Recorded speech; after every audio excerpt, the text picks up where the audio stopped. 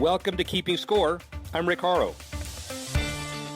Each week we bring you insights from the playmakers, deal makers, and rule makers in the world of sports.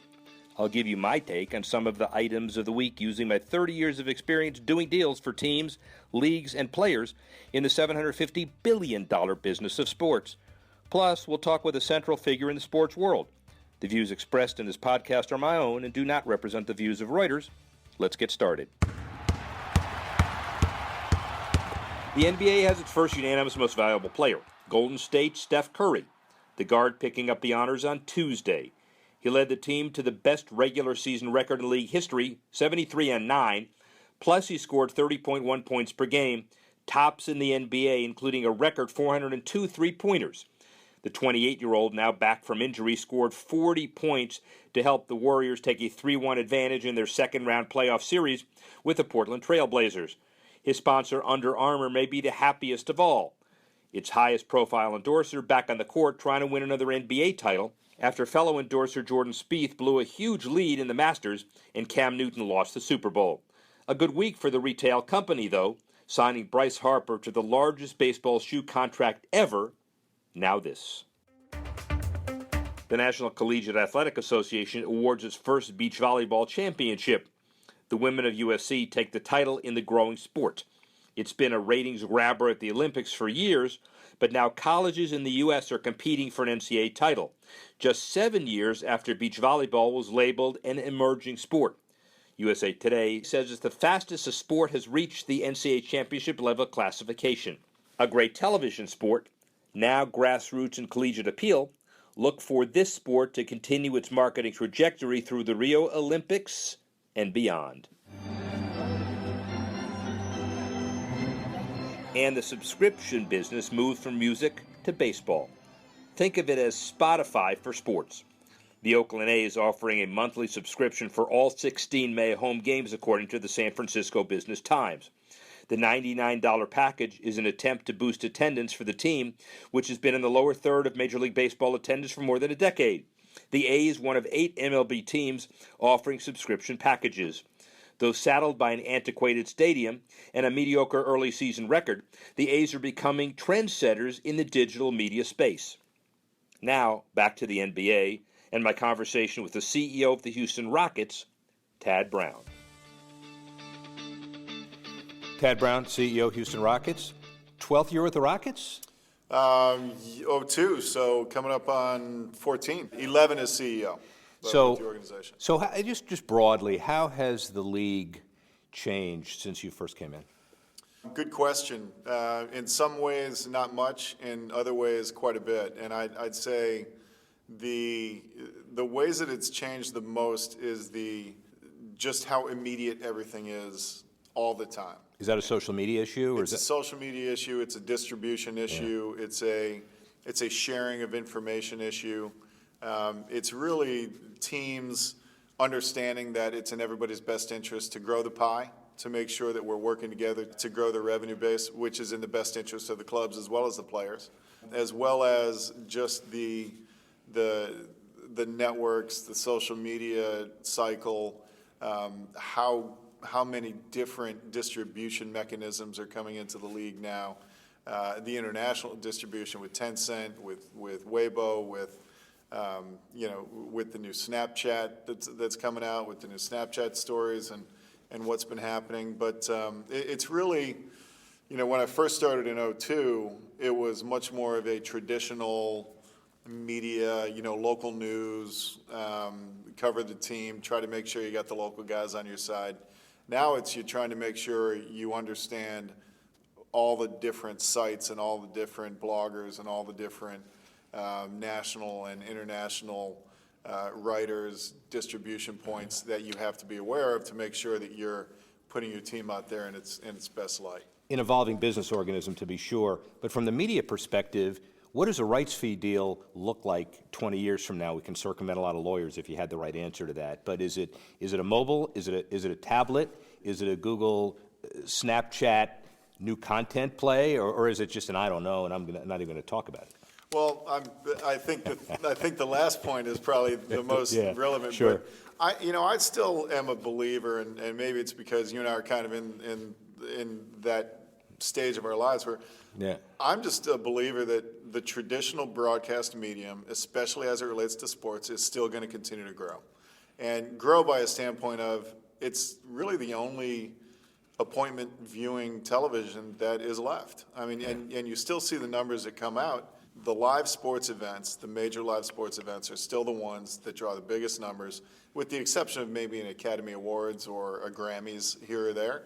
But it's really live sports, and it's not only live national big events, it's your local sports. It's the men and the women and the kids who want to get home to watch the Rockets play on a Tuesday night at 7 o'clock because they know that they want to see that game. They don't want to just, see it on clips on the evening news. But it's going to include a lot more elements. I mean, I think, and we've gone through this with our most recent negotiations with AT&T and DirecTV, even though the content distributors right now and the networks don't know exactly what to do with some of the rights that they're securing, they know that they're going to need them because they're going to have to expose them in the future. And that's where I think we're going to see a lot of kind of I don't knows come up, because think about the things that have come up in just the last 2 years that we didn't even know about. Bill Koenig from the NBA was with John Stankey from AT&T, and they were talking about this year's kind of change in the NBA League Pass provision, where you can literally get the game up on Twitter, click it, pay $6.99, and watch the rest of the game. So the majority of their rentals are actually coming after the game starts because they're hearing about it from another area, but then they want to watch it right away. So I just think that sports is not going anywhere for someone like me and my kids, and I kind of gauge some of this stuff with the people I'm around quite a bit, and my kids still want to go home and make sure that they watch whatever they want to watch live, especially sports. But it doesn't necessarily have to be on a conventional television. It could be mobile. Correct. Could be iPad. Could be mobile, could be an iPad, could be a phone, could be whatever the next generation of If we knew it, by the way, we wouldn't be here. We'd be at the patent office, right? That's right. We'd be playing golf at your place. Yeah, that's right. But you don't know exactly what the distribution mechanism is going to be. I do think, though, that the home viewing mechanism, for the most part, is not going to go away, and I think that a lot of people are betting on that. But there is going to be, like me and you, as we travel, there's no question, the more access I get from more systems that I am tied to, the better for me. So let's talk about that devil word, decouching, and now we have conferences that focus on that word. Not as bad, I would assume, basketball, because you're talking about 20,000 seats, but you're also talking about the suites and everybody in the experience versus the powerful television, mobile, that may keep people at home. Where is the dynamic? Where is the breaking point? Everybody glibly says we've got to improve the experience on the television side and in the arena side, but is there a trade-off, and how do you deal with that trade-off? I'm not sure there is a trade-off. Good. We haven't seen it yet, but I will say that we've changed our in-game experience to represent more of our at-home experience. So when we remodeled Toyota Center, we basically created the largest television screen you can get. When we were saying, okay, what will keep us from getting our fans activated and providing them value for their experience in Toyota Center? Well, number one is they want to see games where we're winning. So we have to put a great team on the floor, and that's what we always focus on, number one. But number two is, how can you differentiate yourself, or how can you make the experience better in the arena? And we understood right away it was, you've got to have a better viewing experience and a better interactive experience with the people who are there, and make that upper bowl customer be just as engaged as anybody else that's sitting down by the floor, because there's only so many seats in a building like ours. We're 18,000 seats. We're one of the smallest arenas in the league, which is great because it creates that communal environment, and that really, you're right on top of the action.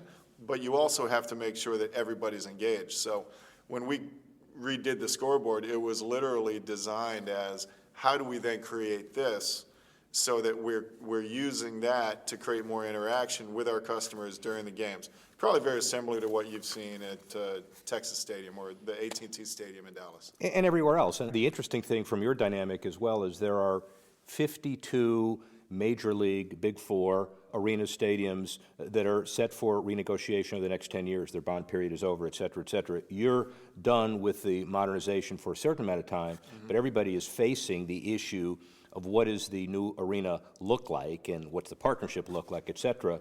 How do you stay flexible enough while making long-term financial commitments? I think it evolves, and it evolves organically. And you're right, the buildings that come up and the buildings that come up for renovation, as you know, sports many times or entertainment's Me Too kind of stuff at various times.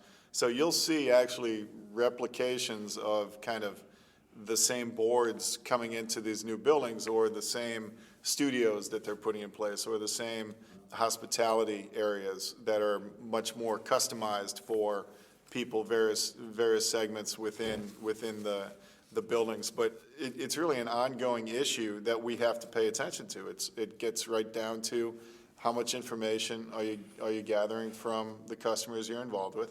How much are you providing them as far as changes to their experience? Because your experience one year, you may want to have one experience one year that's different than the next. And it's an ever-evolving thing. You're China's team, and it's not just because of Yao Ming. How did it happen, and how do you sustain it? It started in 1994 when the first broadcast in China for a live sports event, or for a live basketball event, was the Rockets versus the New York Knicks in the NBA Finals. And that kind of established that fandom, if you will. And then when Yao came on board, certainly it cemented us as China's team. But then it was really interesting because after Yao retired through, unfortunately early because of his injuries, we had a period where we were still growing in popularity in China when Yao wasn't even playing for our team anymore. It's a constant connection in trying to figure out ways that you can connect with the market while still within the guidelines of what we're able to do within the league. Tracy McGrady, Steve Francis. Yeah, right. For a period of time, it was like we used to say, the best thing for agents of Houston Rockets basketball players is make sure your guys are playing within 15 feet of Yao Ming, and you're going to get a good shoe contract. And learn how to speak Mandarin. Right. Yeah, at least a few things. So when you're over on your summer tours, you're going to feel good about it. But and we worked very hard with the league as well. I mean, because we had a unique opportunity. Yao was at the time, growing into becoming the best center in the world.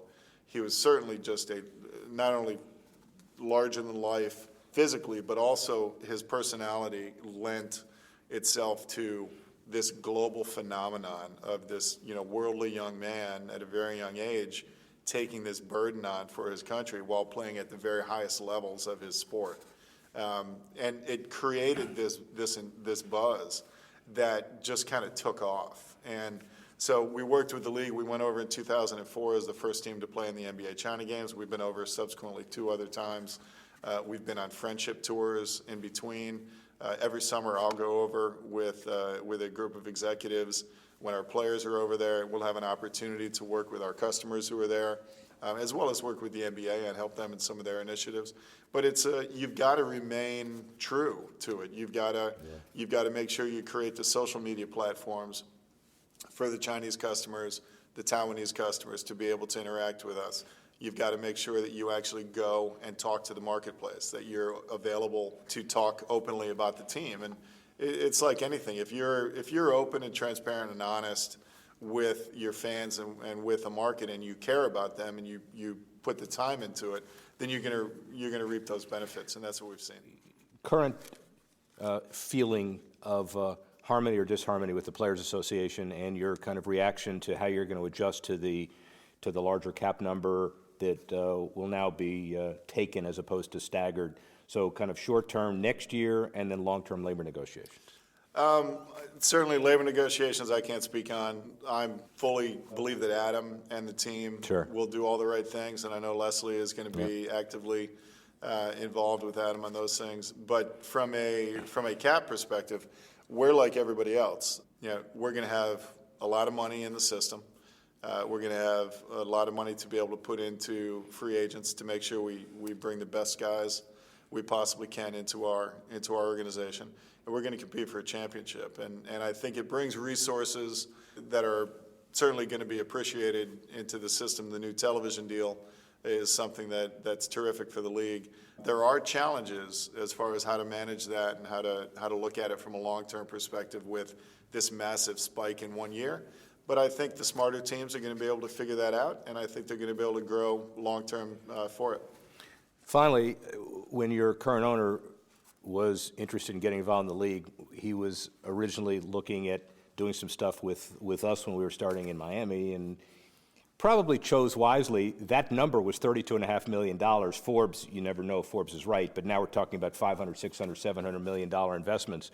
Did he make the right investment, and where's the NBA going to go in the next few years as far as net worth? I think Leslie would tell you he feels very good about his investment for a number of reasons, primarily because he came right in and won 2 world championships. So, forgot about that. So he loves the rings, and he's had some of the greatest players in NBA history play for him, Hall of Famers, and he really loves the game and knows the game. So I know that that's important. From a business perspective, yes, I think he really is bullish on the NBA. He's bullish on Houston, and you're only going to see the league grow. I think that part of what we've seen from a global perspective is really I don't think there are any boundaries on the league right now, and there aren't any boundaries on our players either. We've got the most popular athletes in the world that play our game. It's a terrific opportunity for us to continue to expand. I think we're even going to get more popular in the United States with this new TV deal, the additional exposure opportunities. Social media, some of the things we've talked about earlier, are only making us more popular and our players more popular, which in turn helps bring our brands up, all 30 brands.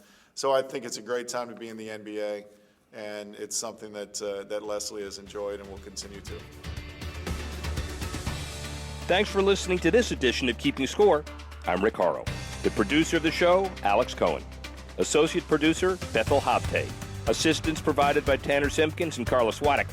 And the executive editor of Reuters Digital, Dan Colarusso.